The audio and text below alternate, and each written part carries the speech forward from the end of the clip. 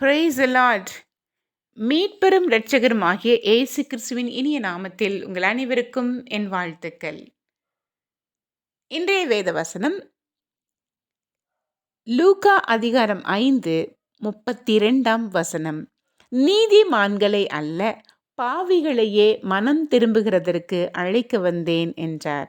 Hallelujah. I have not come to call the righteous, but sinners to come to repentance.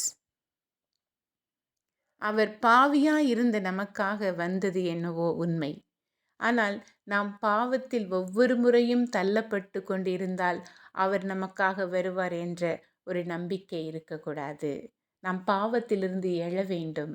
ஒரு முறை வந்தார், ரட்சித்தார். அவர் மீண்டும் அவருடைய நல்வழியில் நம்மை நீதிமானாய் மாற்றினார்.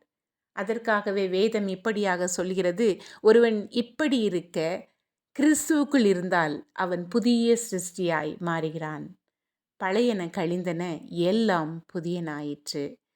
அப்படியென்றால் என் பாவ நிலை, நேற்றைக்கு நான் கள்ளனாகவும் கொலைகாரனாகவும் குற்றமுள்ளவனாகவும் பாவியுள்ளவனாகவும் இருந்தேன். ஆனால் இன்று அவரை ருசித்த பின்பு நான் நீதிமானாய் மாறினேன், நீதிமானாய் மாற்றப்பட்டேன். நீதிமானாவே நடக்க எனக்கு ஒரு அழைப்பு விடுக்கப்பட்டுள்ளது. அதைத்தான் யோவான் 5:14 இதோ நீ சொஸ்தமானாய், அதிக கேடானதொன்றும் உனக்கு வராதபடி இனி பாவம் செய்யாதே என்றார்.